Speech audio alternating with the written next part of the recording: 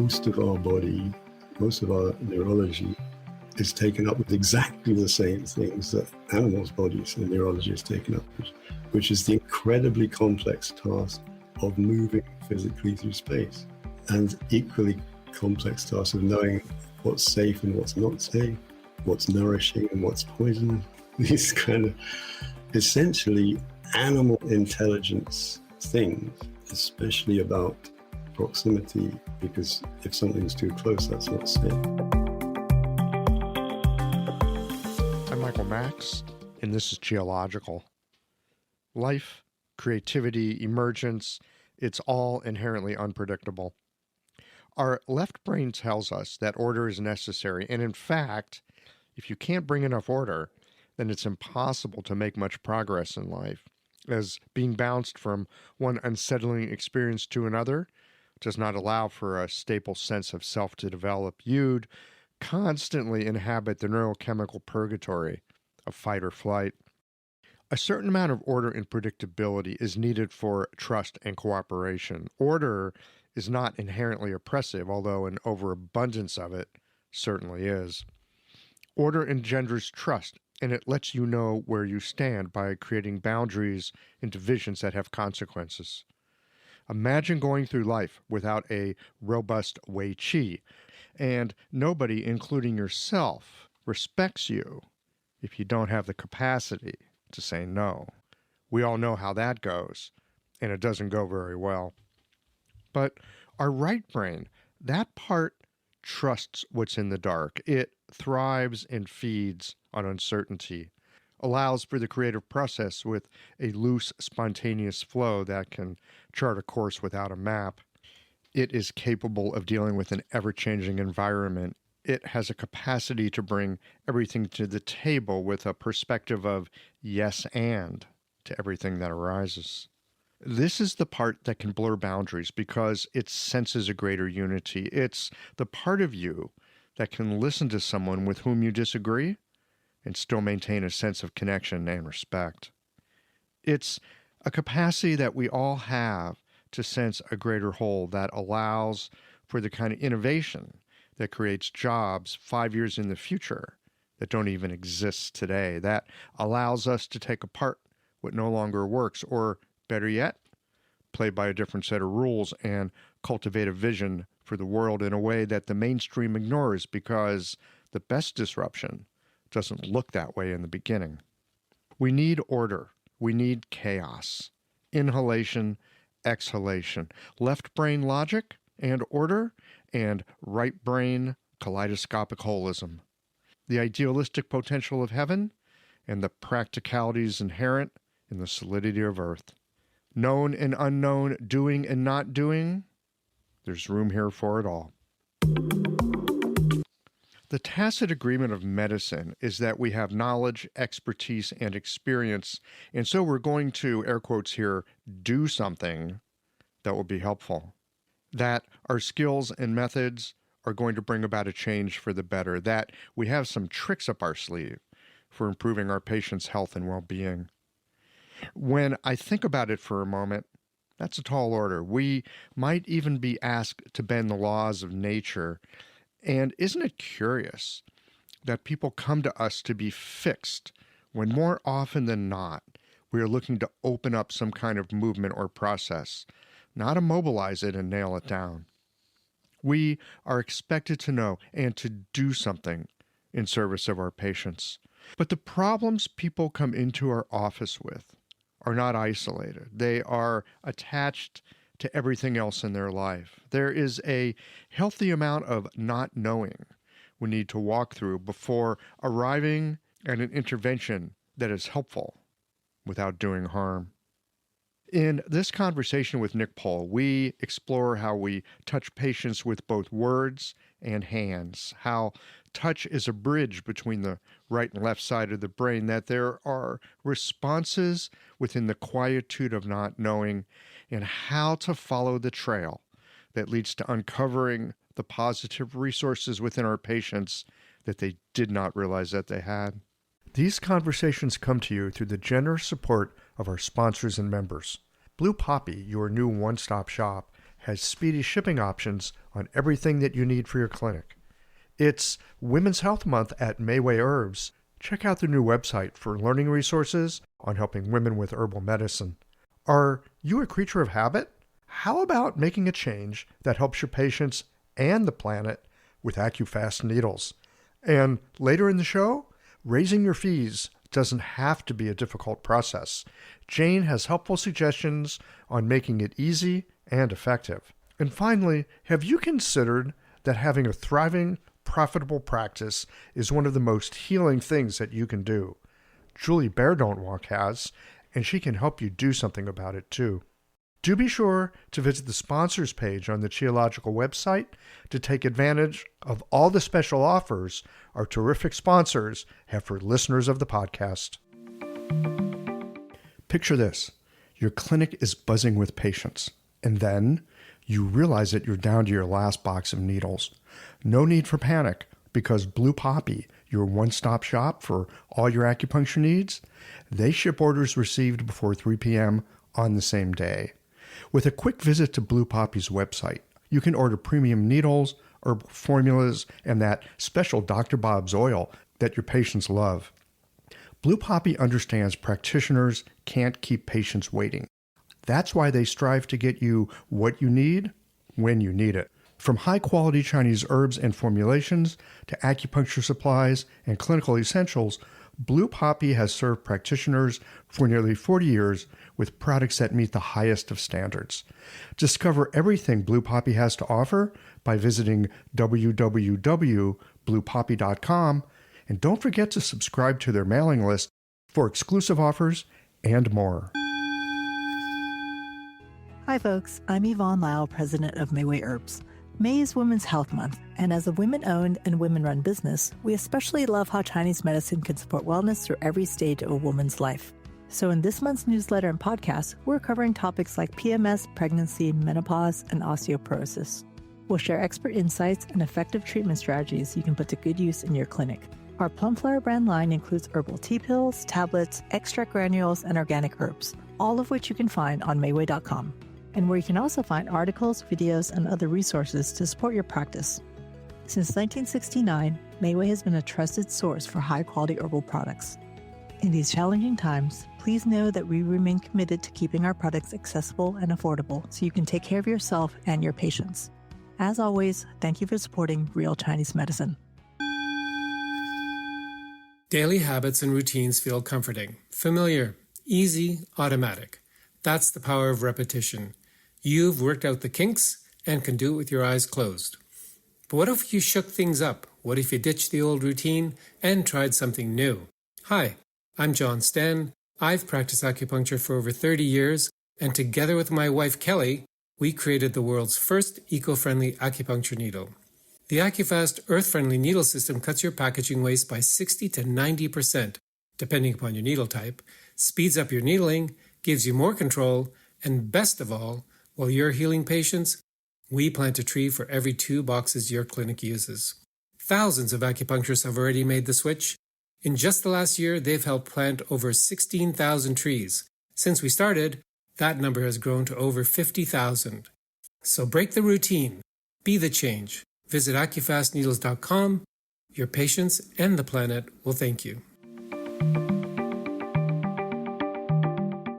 Our job is to be helpful, but sometimes that requires a measure of non-doing and not knowing on our part so that the action we take can be of deep benefit to our patient. Nick has been on the podcast before, and I always enjoy his perspectives on connection and the skilled use of language that opens possibilities neither the patient nor practitioner could have foreseen. Let's get into this.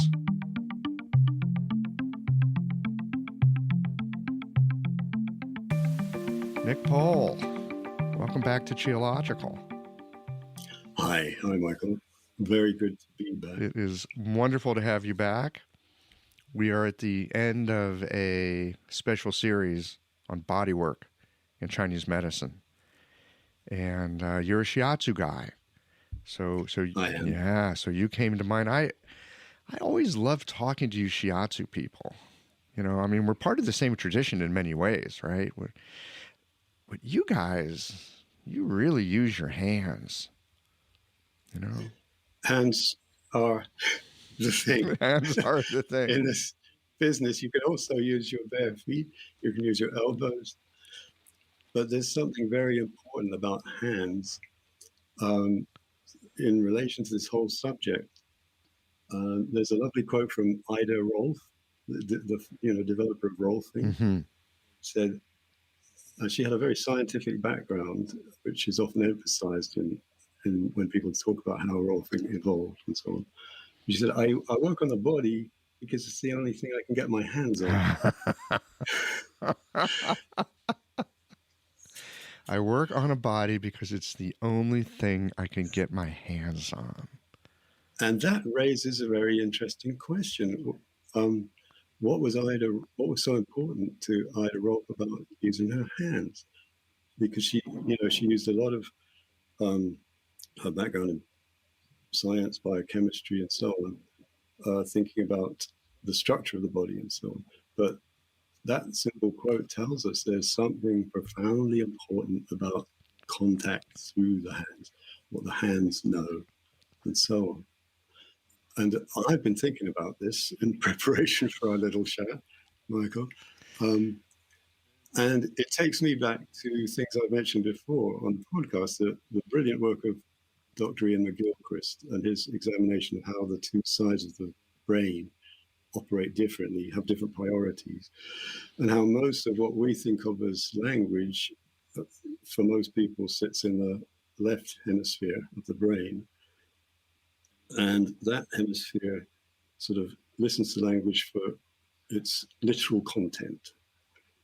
Yes, the right hemisphere does a lot with language too. It listens to what Stephen Porges calls the prosody, the rhythm, the musicality, and the emotional content of the language, of course. But we live now in a world which is completely dominated by the left side. What does the language mean? What are you trying to say? Very literal sense. Until you move into the realm of poetry or music or movement or dance, all the things that are more and more devalued in our educational system these days. What are we looking for in the educational system? It's reading, writing, and math.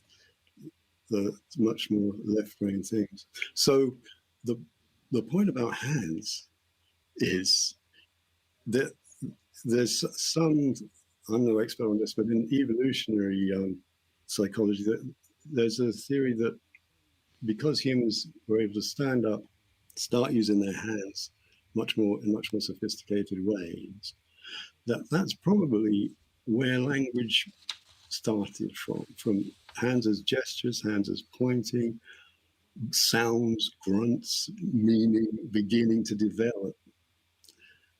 And so it's like the hands are like a bridge between that left brain that looks for the literal meaning of language and the right hemisphere, which is much more about feeling what's happening in the moment, what's actually happening now, that much more Zen sense of being present and being alive and aware to, as Ida Rolf said, what's going on in this body that I can get my hands on. So that's my opening pitch. Hands as bridge. Okay, that throws a rock in a pond for me. I feel like I'm clumsy with my hands. One of the reasons why I think I spend so much time attending to them, looking to learn subtle palpation, or just looking to learn not even subtle palpation, but like, what am I feeling? Let's just start with what am I feeling? Not a bad place to start. But my head's so noisy. And I like thinking, and I love theories. You know, science was my favorite subject in school. I never had any kind of musical understanding in school. I mean, it was like a foreign language, and I wasn't even interested in foreign languages back then. So hands is almost like a second language to me, and yet here we are, we're these incredibly kinesthetic beings. In some ways, it's our first language. So I always love these conversations where we talk about this kind of thing. And when you said hands as a bridge, it struck up a thought that I've heard from a number of people that I've talked to, that when you are attending to your hands, when you are attending to what you're feeling, attend first, sense first, be present first, see what shows up without thinking. And then you can think about it later. You can put a theory to it or decide what you're going to do, but first, sense. And so I hear you talk about hands as a bridge between the right and left side of the brain. And I think, oh my God, that's right. It is a bridge. And if I think about hands as a bridge rather than a thing in themselves, well, all of a sudden, I feel like I have a different relationship with my hands. Yeah. And actually, there's a lovely mindfulness exercise you can do, which is simply, as you sit to meditate, instead of attending to what's going on in your head, you just shift your attention to what's going on in your hands. And if you try that for a moment, I mean, keep talking,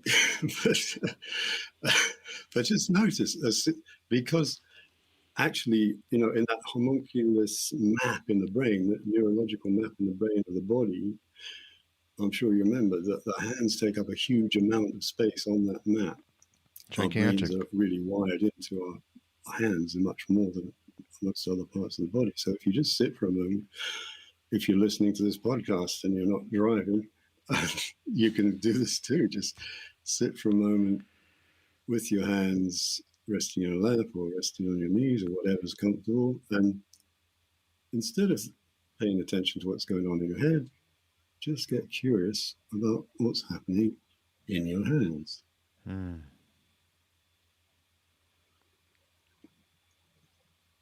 as soon as I do that, I start feeling kind of tingling there.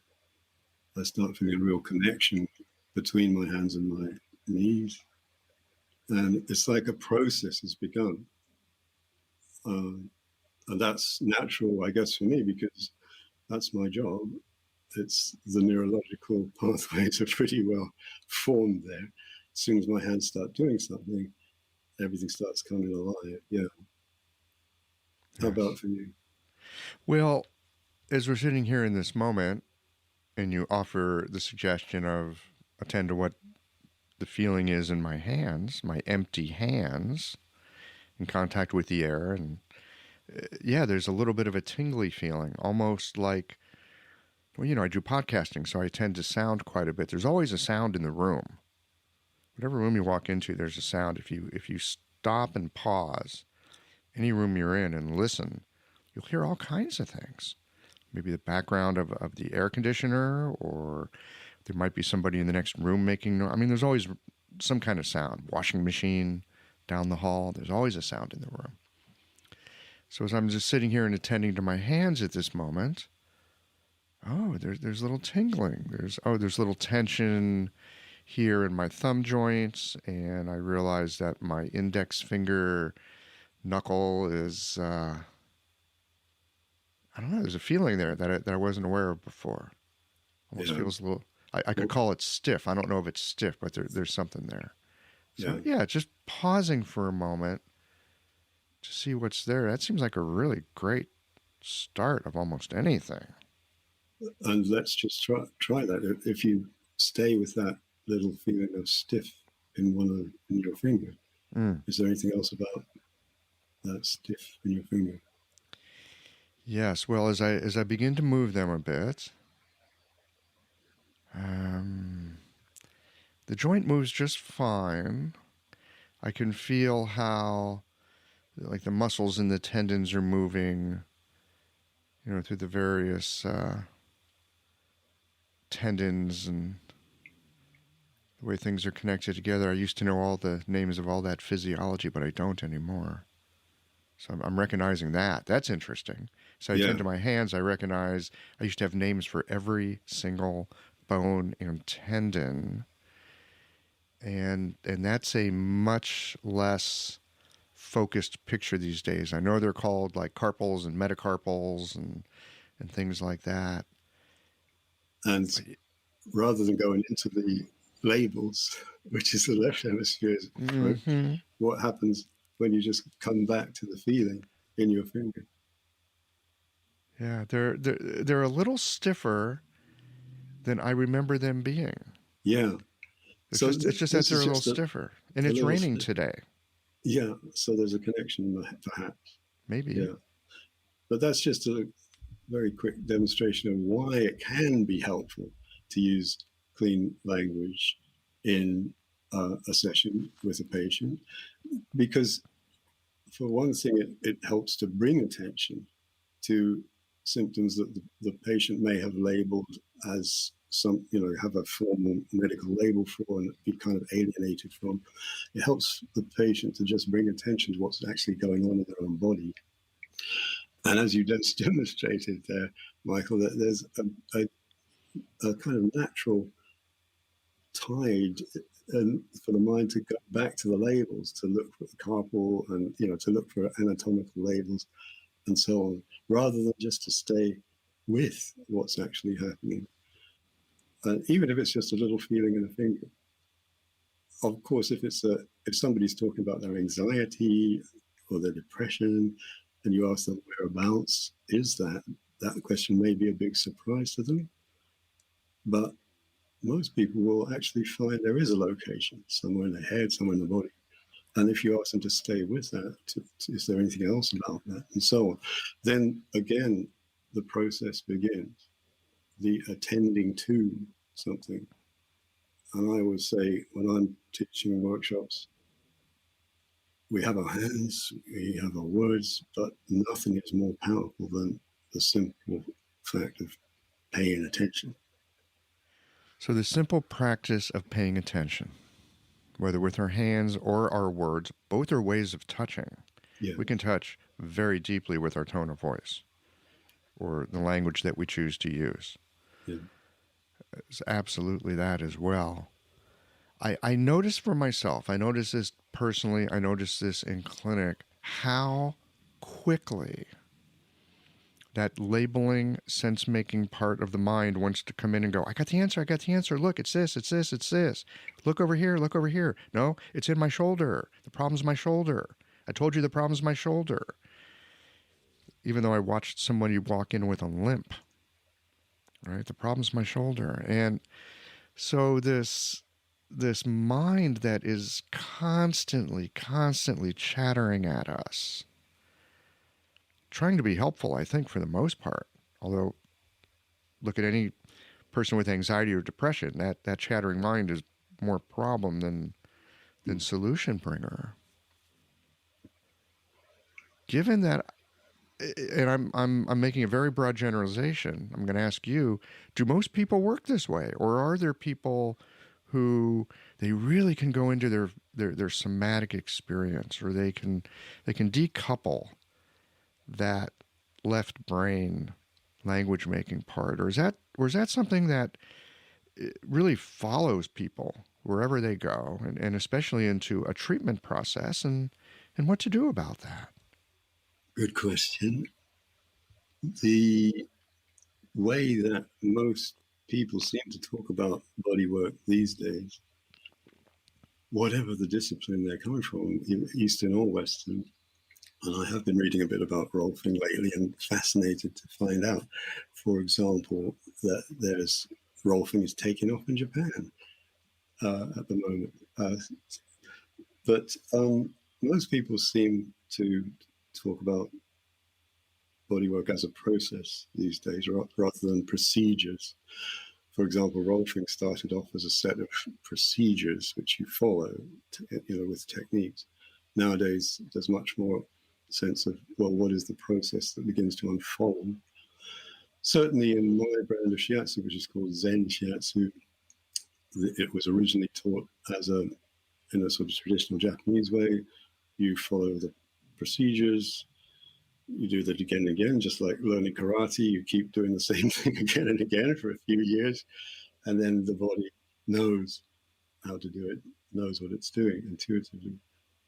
So that aspect of honoring the process, which of course is deeply embedded in lots of kinds of psychotherapy too nowadays, I think is very important, and I think it relates perfectly to a Taoist sort of approach, a Zen sort of approach to things.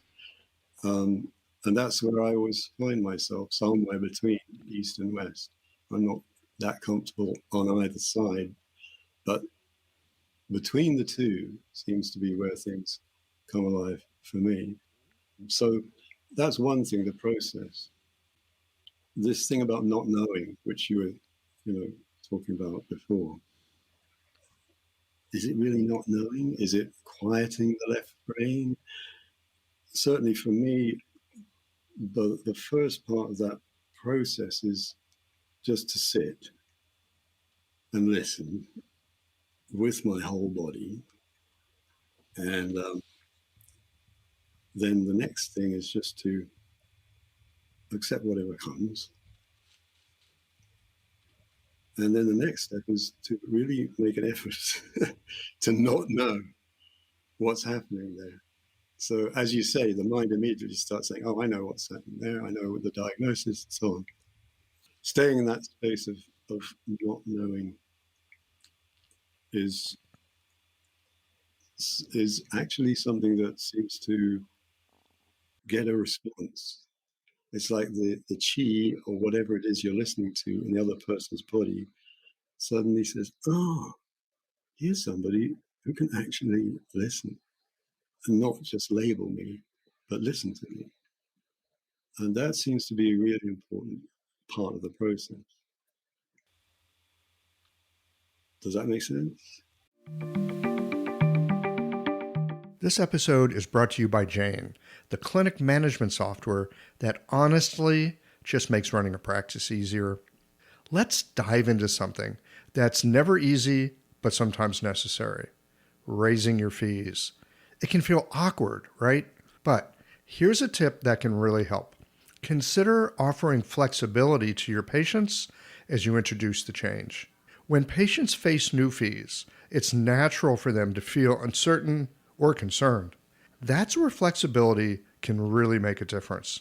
Offering options like a phased increase, suggesting a payment plan, or even taking a moment to talk things through can help to ease the transition. These thoughtful gestures show your patients that you're listening and care about them, which strengthens the trust you've worked so hard to build. If you're looking for more ideas on how to navigate these kinds of changes, head to frontdesk.jane.app and check out the article, How to Tell Clients You're Raising Your Fees. One last thing, if you're ready to give Jane a try, you can use the code CHIOLOGICAL for a 1-month grace period on your new Jane account. Yes. And I realize I've missed a step in the work I do. We're having a conversation here, and I realize I've missed a step. What's the step? So I hear you talk about listening with the whole body. And that to me feels like an invitation. I was about to ask you, well, how do you listen with the whole body? But I'm not going to ask that question. I'm going to hold that as an invitation. Go into the clinic, listen with the whole body. Michael Max, whatever that means for you, go explore it. I'm looking forward to that. Accept what comes. Step 2, accept what comes. Step 3, not know. This is the crux to the matter for me.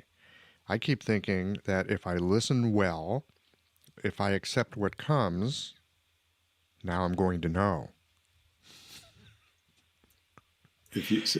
Yeah. So instead of thinking now I'm going to know, I'm listening well, I'm accepting what's coming, now I'm going to know what to do. Hang on.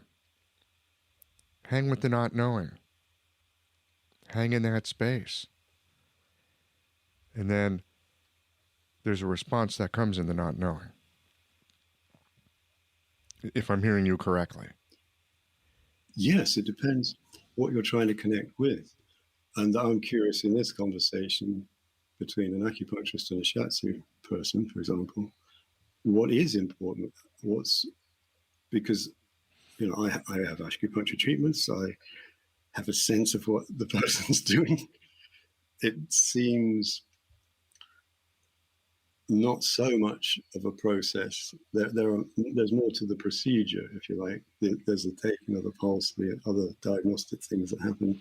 There's some kind of strategy, whatever you call it, Mm-hmm. and there's a decision to put the needles in particular places. Yes, there is at the end of the day, there is a decision to put needles in certain places. Absolutely. I suspect much like there's a decision that you make about, I'm going to work on this person's leg. Or well, it isn't a decision. This is the difference, I guess, for me. I mean, there's many styles of Shiatsu, of course, and you can do it that way and say, okay, I've got a diagnosis here, so I'm going to work on the meridian in their leg. For me, those steps of coming to just that place of sensing something, accepting what's happening, and then staying in the place of not knowing. I guess in a practical sense, it's more about asking questions about the thing rather than thinking that I know what it is. But really, this takes, for me anyway, it always brings me back to thinking about the body. What is the body? Most of our neurology is taken up with exactly the same things that animals' bodies and neurology is taken up with, which is the incredibly complex task of moving physically through space. And equally complex task of knowing what's safe and what's not safe, what's nourishing and what's poison. These kind of essentially animal intelligence things, especially about proximity, because if something's too close, that's not safe. And when I'm working with the chi in somebody's body or with their nervous system, that's how I'm thinking about it. How can I approach this animal intelligence, which is enormously engaged and alert if any kind of trauma is involved, for example, which is there for all of us in some way. How can I approach that in the most sensitive way, in a way that is truly responsive, so that if it feels like I'm not welcome there, then I don't go there.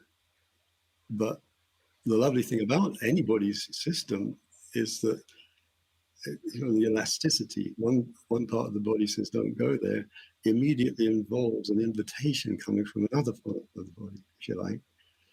So rather than deciding to go to a place diagnostically, I'm led, and I'm sure other body workers you've been speaking to have been saying the same thing, but I'm led to where am I invited to go. So in all my attempts to develop this over the years, I realized looking back that I've always been following what I'd call a relational model. How do I build a relationship with the chi, the nervous system, the sashia, whatever you want to call it, and how can I build that relationship and let it show me how best to serve it? Yes. I love the phrase animal intelligence. I just love that. Like, yes, that's right. It's like a little secret. We're not supposed to let each other know we're animals and we're using our animal intelligence to like check each other out. But we do. We do it all the time. Of course we do.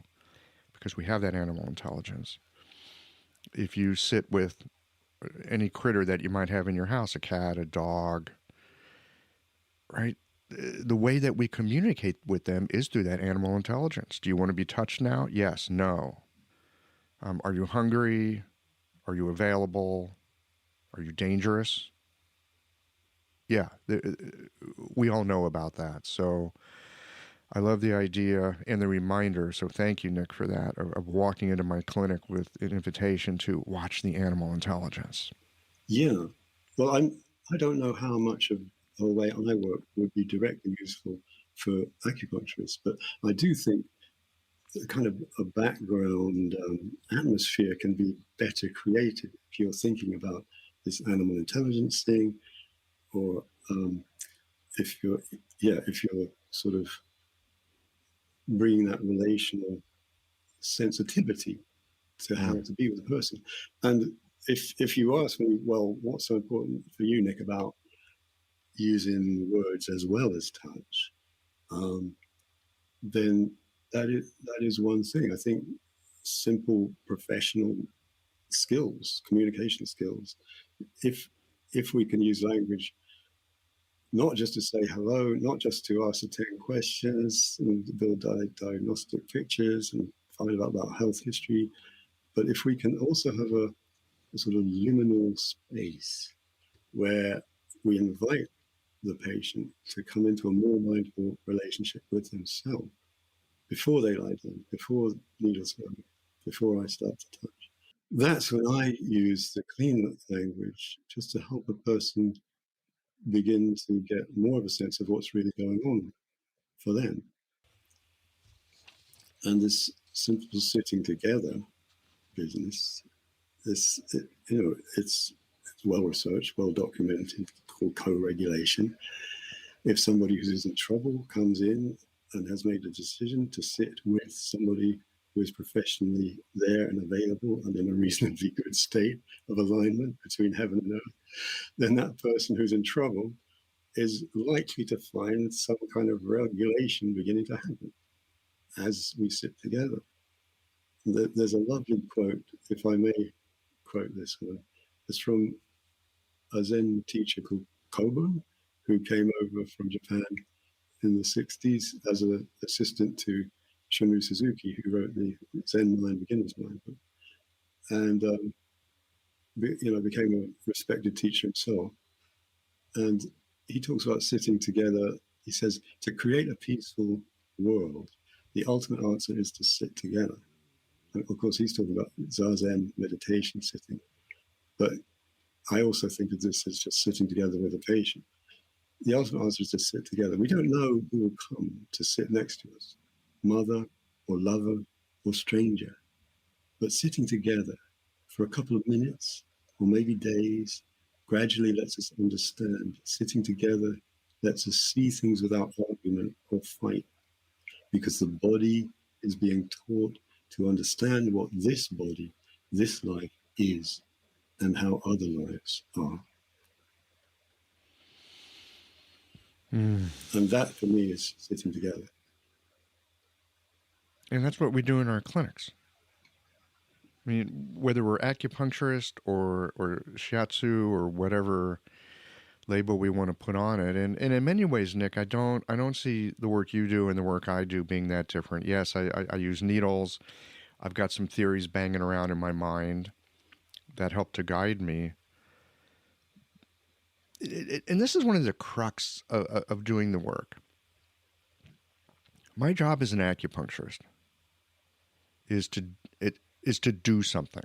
At some point, for me to do my job, I've got to put a few needles in a few places that are hopefully very beneficial. And my job is to figure out where those needles go. And I could do that with theories. I could do that with point prescriptions based on something that somebody told me, or how a pulse feels, or how a cranial rhythm feels, or am I just drawn to something? Right? You use the phrase to be led to where I'm invited to go. And I would say that there's an aspect of that informs the work that I do, at least at this stage of the game. It's like, where am I being led?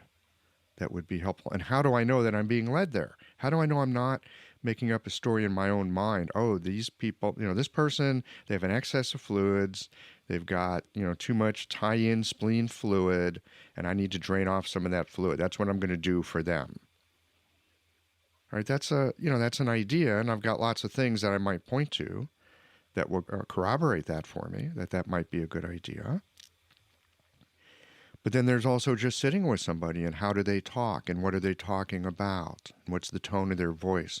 What's the texture of their musculature? And all those things can lead you to a point that might be useful. Lead you to a point, yeah. Yes. And it's a nice little intro for me to just talk through the kind of steps that I might use, consciously or unconsciously, when I'm approaching a point, if you like, because yes, we work with points in Shiatsu. So I was sort of thinking about this and trying to figure out what is my process there.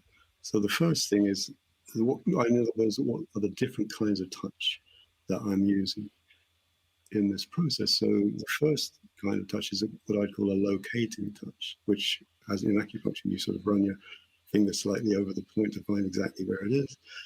That's a locating touch. That's just completely trusting the intelligence of your hands to zoom in on the exact place where the point actually is. It may not actually be where the textbook says it should be, but where the point actually is at this moment today with this person. So that's locating touch.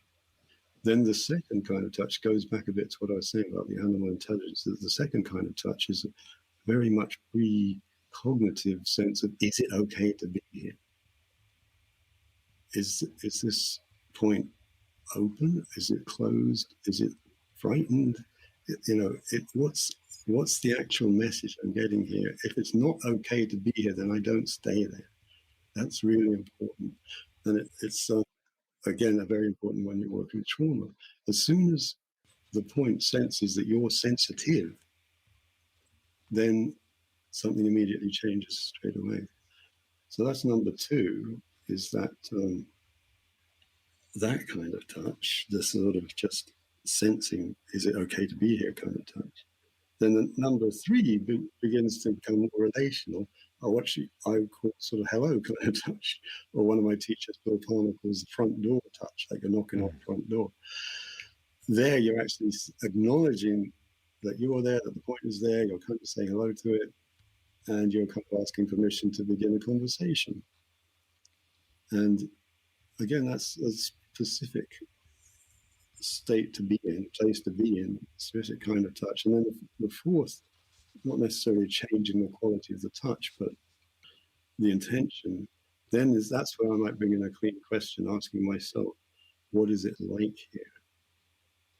I'm sorry, say that again. What is it like here? What is it like here? Yeah. And once you've got the permission of the point to be there and to have some kind of conversation, then it's not like you're spying on it or intruding or imposing this diagnostic intention. It's actually more of a conversational, more of a relational. This what's it like here often brings quite a flow of information back. And not just a flow of information, but often I notice a little movement in the person's body as this conversation gets going, you could say. What's it like here? And then we come back to the other meaning of bridge, the sense of metaphor. Metaphors are like a bridge between felt sense, image, and language. Then the metaphors begin to flow. Of course, metaphors flow or come, hopefully, when you're asking the patient clean language questions. And that's to go on a bit here.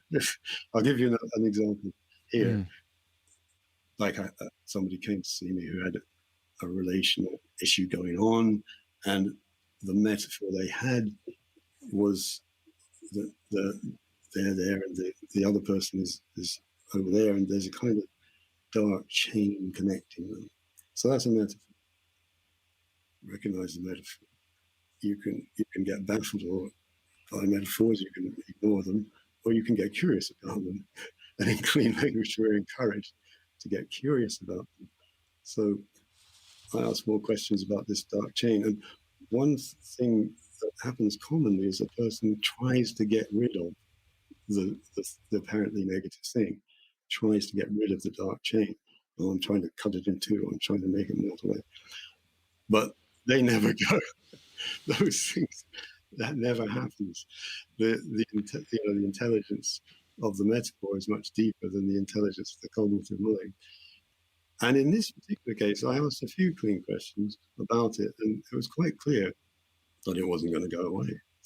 And since the person had come to Shiatsu, I said, well, is that a good place to lie down? So we do some Shiatsu, following the kind of process I've been talking about. Right at the end, I pick up the little finger holding a small intestine point. I don't know why I'm doing this. This is a really important point in terms of not knowing. I never pretend or try or worry that I don't know why I'm doing it. But I held it for a bit. Something happened, let it go, let her rest for a moment, and then is that a good place to finish? And she said, yes, that was amazing. Just at the end there, when you held that, my little finger, I saw that dark chain just completely dissolve, and now it's gone. And that for me is a sort of gratifying example of why I enjoy using language as well as touch, because with the language we'd been able to bring into consciousness in the form of metaphor some representation about what wasn't right with this relationship, and then through the energy work, something happened that wasn't ready to happen with the just using language alone. It occurs to me, I'm just thinking as a patient for a moment, that I could come in and have the safety in a situation with somebody to say something like, yeah, I've got this dark chain. Like, that's a little bit crazy. You're probably not going to say that to a regular medical health practitioner. Who would you say that to? You're not going to say it to your partner. I got this chain between us. It's dark. Just to be able to come in and have that spoken, to have it present, to name it, to allow it to be in the room. I have found in my practice, people say all kinds of things because I'm an acupuncturist, and so they feel like they can say anything. So they say all kinds of interesting things.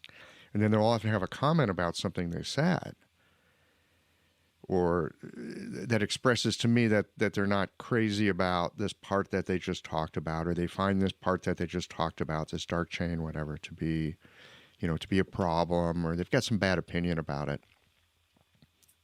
I have found it's really helpful to let them know that all of them are welcome here. And in fact, this dark chain, like how long have you had this dark chain?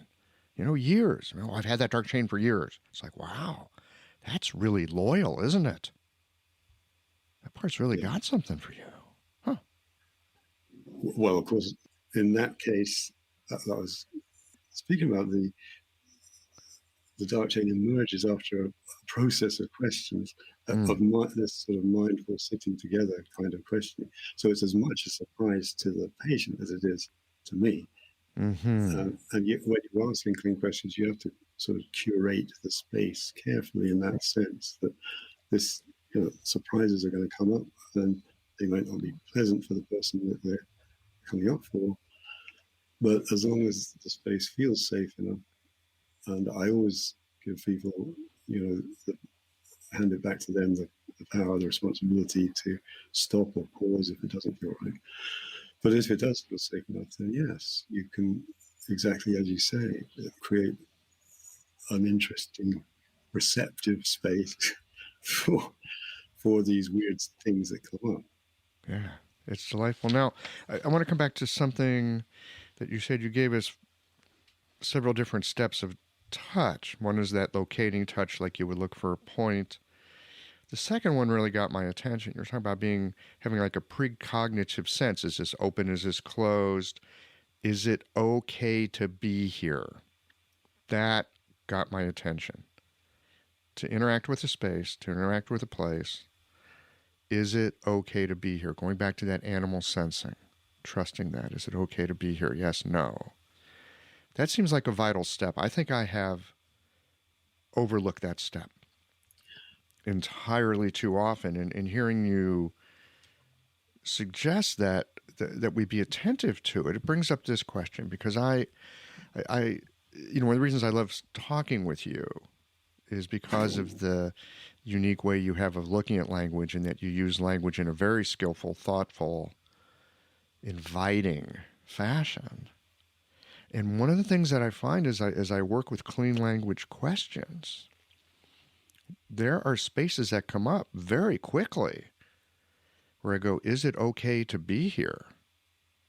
Or I'll pick up something in my patient where they're like, oh my God, no one's ever asked me this. Is it okay to be here? Is it okay to go in and, and follow what Michael just asked me to pay attention to?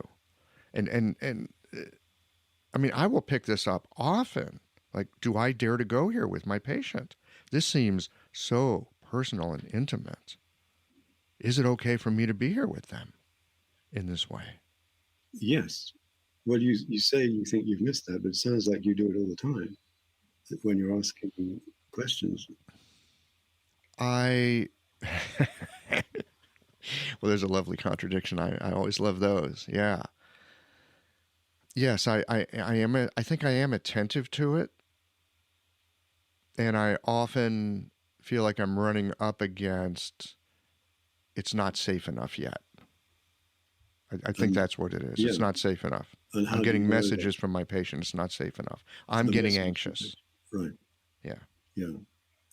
And of course, that co-regulation business presupposes that the answers are coming interoceptively from within oneself as the practitioner, as well as extra sense. What's the word? Extraceptive. As well as from what you're picking up from the patient themselves. Your own body is probably telling you something. For you, as a very sound-oriented person, I'm sure you're picking up a huge amount of information just from tone of voice, that kind of audio stuff that is coming from your patient, as well as facial expression, gesture, and so on. I think actually, as we're talking about this, I think gesture, body posture, maybe coloring. I haven't attended a lot consciously to the shifts in complexion, but as we're having this conversation, I'm thinking that's something to be more attentive to. I think there's a lot of information there that I've been overlooking. But the importance of it, another story I could tell from the workshop here, the importance of just being able to get to that point of, is it safe here or not? That I was teaching a workshop in Brussels, and this wonderful guy volunteered to be, the demonstration subject, and he was really full of health and vigor. And at first I wondered, has this guy got anything he wants to be sorted out here or not? But as the questioning went on, he allowed himself to go into a more vulnerable place. And then when I invited him to lie down, I began to work. And after a while, I just came to this place on the center of his chest. And it just seemed like an incredibly delicate place. It was almost like if you're trying to, working with an unexploded bomb or something, like you have to be incredibly delicate. So I just let my finger just touch it slightly with my practitioner in mind and doing a demonstration in front of the room. And, I wanted to do something. I wanted to make something happen. But this point just said so emphatically and so quietly, no. So I said, okay, no. Well, what is the deal here? And it didn't say anything. But in that silence, it was sort of letting me know that it wanted me to know that it was there. All it wanted was to be acknowledged. So I backed off and did a little more, and then we finished.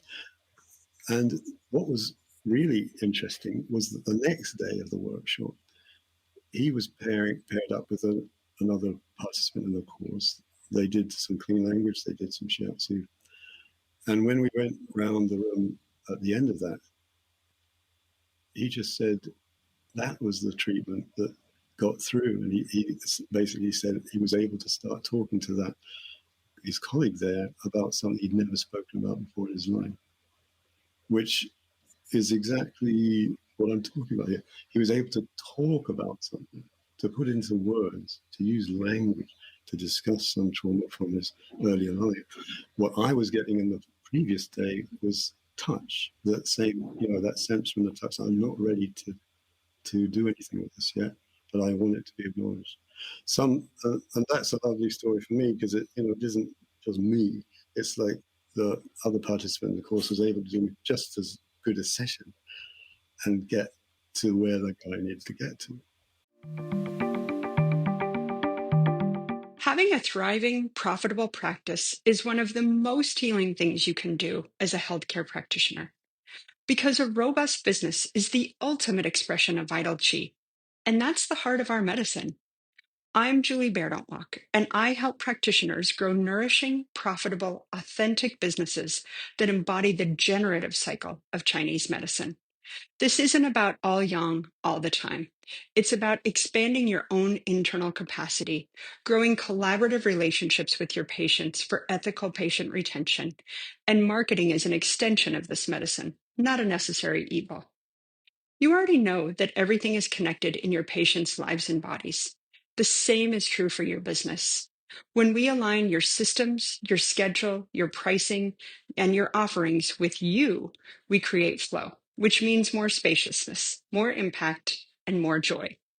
When you are in the flow, fully resourced in terms of chi, time, and money, your business becomes a source of healing, not just for your patients, but for you. Let's grow something rooted, radiant, and real. Visit lifeflowconsulting.com to learn more. I love this. Nick, this is such a counterpoint. I want to bring up a counterpoint right now. And I'm speaking to acupuncturists here.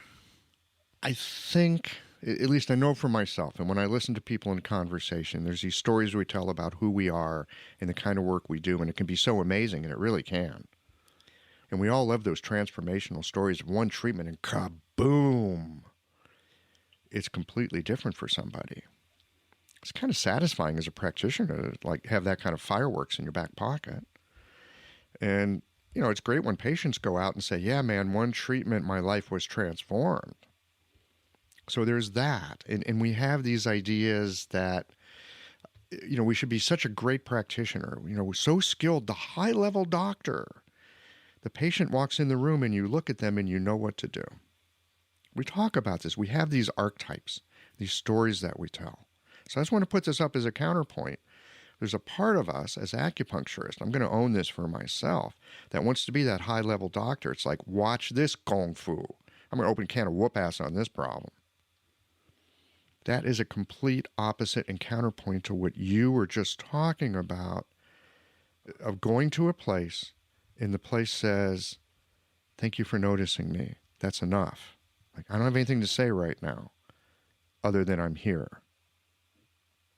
And that's the complete opposite to the fireworks, of the kaboom, amazing, look at this kind of a treatment. It's the total other side of, there's something here, it's mysterious, it's quiet, it moves at its own tempo, in its own rhythm. But it's connected to a tide, right? That goes through the complete ocean of their being. Yes. Well, I being English, I'm not very susceptible to being praised as a supreme practitioner, but of genius. But there is skill involved there. There's experience involved there. Mm. There's the simple willingness to be patient matters a lot in this approach. And all practitioners, all therapists who work with a process-based approach know that patience is a key part of it, and bring the patient on board so that they don't feel they're someone who's being treated. They're engaged in the process themselves. And that's what I always say when somebody comes to see me. I just because the clean language doesn't work for me if I don't say this. I say, please make this your own space as best you can. And I'm just here to do my best to ask the kind of questions that might help you get curious about and build a better relationship with what's going on in your whole embodied self. And if a person buys that contract, then off we go. But a lot of people aren't ready for that, of course. Nick, Or, I'm thinking about using the phrase, make this space as much you can your own. I have a not small amount of patients that would look at me with the expression of, what are you even talking about? yes, well, with those people, you just have to exude a sense that this is your space and it's a safe space. Actually, not this is your space, but this is your safe space. It's a safe space. Obviously, when people are coming from that kind of a place, you just have to work much more slowly and negotiate. We've talked before about negotiation and the skills of negotiation. It's all a negotiation. And just offering evidence. Often those people are working much more from the left hemisphere than from the right. They're working point of view of the left hemisphere as the gatekeeper of their experience. Does this have a label? Does this have a medical name to it? Is this okay? Rather than from what's actually going on in their awareness in the moment. So with those kind of people, you just have to work much more slowly. I guess I don't see an awful lot of them because they take one look at my website and think, no thanks. Well, this is one of the really good reasons to have a website that as completely as possible represents who you are and what you have on offer. Yes. People do that a lot. I mean, you go to the About Me section on the website, and it's rather wonderful, I think, to read how we as practitioners describe ourselves. Of course, it's marketing, but you have to put yourself out there. You have to offer some sense of your own vulnerabilities and expertise. What's the mixture here?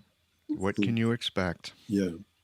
There's one other thing that comes to me about the doing or the non-doing. Because again, this phrase non-doing comes up an awful lot when you talk to body workers. Oh yeah, I get into that zone where it's just non-doing. It's just flow. And I'm not at all sure that flow and non-doing are the same thing. I think one way to define non-doing is, I like the definition that I think Burton Watson uses in The Way of Chung Tzu. He talks about non-doing as something which it's an act. It's not non-action. It's action which doesn't have a purpose or goal, which serves the self. That's one way to think about non-doing. And there's a lovely little exercise you can do with that one, which is just to notice yourself at any moment in your day when you're engaged in purposeful activity, whatever it may be, getting your breakfast cereal or walking to your treatment room or anything that's purposeful, then suddenly just give yourself a mindful moment and stop and notice how all your musculature and all your cognitive senses engaged in purposefully doing something, going somewhere, moving, and then stop and just noticing, how much energy goes into being purposeful, and then very slowly continue with the movement. Like, it's a bit like mindful walking or something like that. Mm-hmm. You're still going there to do the thing that you have the purpose to do, but you're in the moment and you're noticing absolutely everything about it. That's a lovely little exercise you can do to sort of crank up your non-doing side. And the other point I would make about non-doing is absolutely not about being still. It can be about being still. I mean, you were talking before about being so sensitive to sound, where I was talking about being sensitive to what's going on in my hands. And these things are different for each different person. So being still might work really well for one person as a way into this non-doing, sitting together, co-regulation, all that stuff. On the other hand, there's a wonderful bit in a book by Murakami, that Japanese novelist, who's also a very keen runner. He has a book called What I Talk About When I Talk About Running. And in one of the final chapters, he talks about doing a 24-hour marathon. And 24-hour 24-hour marathon. So it's longer than a marathon, I guess. 24 hours. And how towards the end of that, he just completely lost all sense of self. He was just moving. He was something moving through space. But being a writer, he writes about it really beautifully. And so, he's doing a lot there. There's a lot of activity, but he's finding himself in this space of non-doing. So you can be at either end of the spectrum or somewhere in the middle. But I think the non-doing is the last part of the process for me when I'm engaged in working with someone. It's like, okay, where is this touch taking me? There's a kind of playfulness to it, maybe a sort of pushing hands quality that you might relate to from Tai Chi. Mm-hmm. But everything I'm doing it as sensitive as I can to hear what's the response now. Just the way, in a different sense, you put a needle in and then you come back a bit later and find, well, what's the response? So the fine-tuning that responsivity, I guess, is another thing that sort of makes it work. Makes it joyful, to be honest. There it is. Rather than a job. There it is. Yeah. It's wow. a joyful activity. I love that. It makes it joyful. How do you know when you're on that beam? It's joyful. Well, it may not be joyful at the moment that you're doing it. But as I'm speaking to you, yes, I just feel, yes, this is joyful. Yes. Well, in the same way, I'm going to come back to animal intelligence here. In the same way that you can be interacting with somebody or their body and pick up, this is not safe, or no, not right now. Right? It's a no, doesn't mean no forever. It might just mean no, not right now. Like you had with that person who you were demonstrating with in your Shiatsu class. It's just enough to be acknowledged. And then there's the moments where it is joyful. There's some kind of a connection. There's some kind of a flow. There is something that lights up that animal intelligence. And it's like, okay, on target. Joy could be one of the avenues of, okay, there's something going on here. Yeah. That's one way to move the chi for sure. Very much so.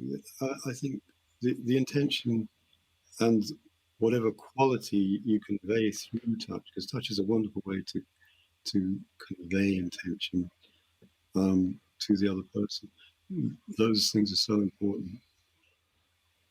And I should say that touch is just an amplified form of this sitting together, this being together. The psychotherapist Alan Shore, Schore, has done brilliant persuading the psychotherapy profession that when you are sitting with someone, it isn't just a verbal conversation. It's not just a head-to-head meeting. It's a body-to-body meeting.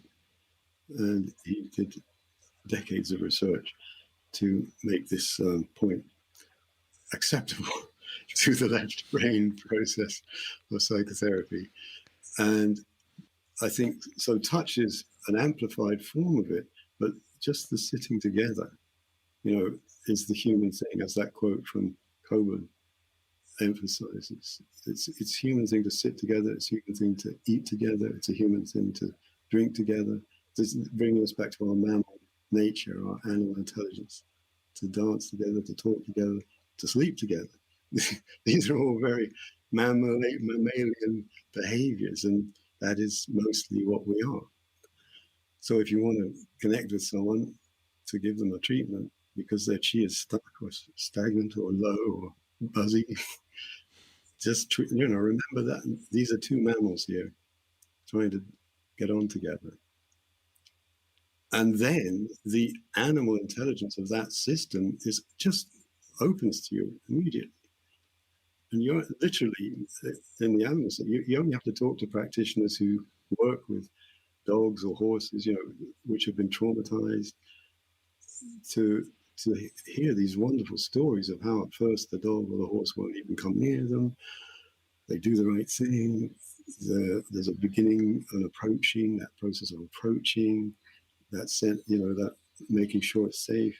And then suddenly, wow, the whole system opens up. And language isn't involved because it's a horse. Or horse language is involved. Yes. Well, that language of, we're kind of back to the beginning here, that language of being together. Yeah. And having that space, for me, this is key. It's something really to take away and chew on. That space of not knowing is not an emptiness with nothing. There's this fertile something in it. But again, it moves at a different tempo than my very fast left brain. That's looking to put labels and understand processes and draw a map and all that other stuff. And looking to treat this patient and get on with the next patient. This is a question I'm always asked: is how long does this take? If you're going to ask all these questions, how long does it take? And for me personally, I find that a 2-hour session is just right. It always seems to be just right amount of time. But that obviously isn't going to work for everybody trying to run a busy acupuncture practice. But if you talk to Margot Rossi, who has been on this podcast a few times, she'll give you an acupuncturist point of view on how effective it can be to ask acute clean questions in the process of acupuncture treatment. Well, I think so often, speaking as an acupuncturist, I feel like my job is to first connect with the person that I'm working with, because without that, there's nothing to work with. And then the second is to, through whatever process we go through, I really include the patient in the we, because we go through it, practitioner and patient, that there are some points revealed that would like some attention. And then there's the skill of being an acupuncturist, like what kind of attention do I give? Is it a teishin needle? Is it a big, fat, deep, thick needle? Is it, what is it? Do they need something gentle? Do they need something strong? That's all for us to figure out as practitioners. But the key thing is where. And, we have this idea in Chinese medicine of the 10 questions, and those 10 questions can help us to get to certain places. And yes, it can be helpful.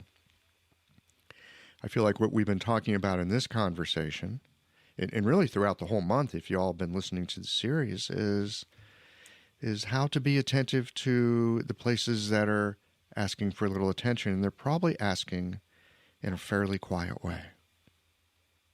And there's a real power in quietude. It almost sounds like the name of a trigram in the I Ching, the power of quietude. I wonder if maybe there is one. But I think that's a very important point, because even if somebody's coming to you and the trauma is very obvious and on the surface and there's a lot of activity and energy, they're presenting themselves in a very young way, the quietude, the point of quietness is still in there, waiting to be found, to be connected with. And the skill with clean language, which is easily developed, is just to listen to, as soon as they start using some positive word, to ask more about that positive word. Or if they, as happened to me recently, somebody comes in and there isn't a single positive in what they have to say because they've just been through such a traumatic episode. So a single positive. We're just sitting together. I'm not saying, in fact, I don't know what to say for a bit. And then I remember, there's a clean question. And I just thought, well, what needs to happen? And there's a silence. And then the other person just mention something which is resourceful. Mm-hmm. Because I've asked them. Instead of feeling, oh God, this is terrible for them, I must do something to rescue them. I stick to my guns. I sit with them, and I just thought, well, what needs to happen? In other words, you're offering it back to them, the responsibility to find a way out, to begin to connect with this quietude. And that's what happened. One positive resource, I asked more about that, leads to another positive resource. Safety begins to be mentioned, and the body begins to change, the breath begins to deepen. And sooner or later, it's okay. So is that a good place to lie down? We can begin the shiatsu. So looking for that point of quietness, of stillness, is, yes, what it's all about. Nick Pohl, that is so helpful. Look for the positive resource. Listen for the positive resource. What has somebody identified as helpful for themselves? Go more into that. Follow that. That's super helpful. Thank you. I think I have, and this is at times why patients maybe show up in my presence with, nope, not safe, or I have no idea what you're talking about. I get that sometimes like that. I don't even know how to answer that question. I don't know what you're talking about. Actually, that's the word they say. I don't know what you're talking about. When I hear that, I hear this isn't safe. I don't know what you're talking about because I haven't followed the positive resource. I followed something negative or difficult or problematic. And for damn good reason, I don't know what you're talking about. So thank you for that. Yeah. That's a really helpful way to redirect what I'm attending to and to choose what I begin to amplify with clean language. Yeah. It's also the fundamental principle in Zen Shiatsu is you're not primarily attending to the pathologies. You're using through touch. You're looking for the healthy energy that's there in the energetic blueprint, if you like. Yes. That was always there and is looking to be reconnected. Great. Yeah. No, Wonderful. Michael, I'm delighted if I managed to say something that's actually helpful to you. Well, we'll leave that up to the listeners. I think There's certainly been a lot in our conversation today, and I thank you so much for your time today and for all the times that you've been here on Shiological and sharing your experience with Shiatsu, with clean language, with unique ways of touch that you use, both with hands and words and spirit and heart. I so appreciate it. Thank you so much for your time. Thank you, Michael. If anyone is interested, I'll be doing an online course for clean language for bodywork practitioners starting end of September. And me and Margot Rossi will be doing one specifically for acupuncturists starting next February. Fantastic. So, we will have links on the show notes page for folks. All right, my friend. Well, I just want to say one more thing before we end. This is the end of August as all y'alls are listening to this. This is the 5th anniversary of Shiological. And I hadn't realized this when we sat down to, create a time to get together for this conversation, but you were on the 2nd anniversary show. I had opened it up to listeners. Come, let's have a conversation. And somehow, just organically, here we are again at the 5th anniversary, continuing with the conversation. So it's been a real delight. It is a conversation. I think that's why I find it a pleasure and privilege to be part of it. The ongoing conversation. Yes, Thank indeed. you so much, Michael. All right. Until next time, then. Until next time. I so appreciated Nick's perspective on the response that can arise in the process of not knowing, and his thoughts on catching ourselves in the midst of purposeful activity and pausing for a moment to reorient our attention, and then continuing with the activity along with attending to ourselves as we move through that activity. Perception and awareness are slippery and subtle, and they can make a big difference in those moments that arise in between our sensing and labeling. Nick's reminder that we all have a keen animal intelligence that we often dismiss or ignore but it is there and it's attentive all of the time.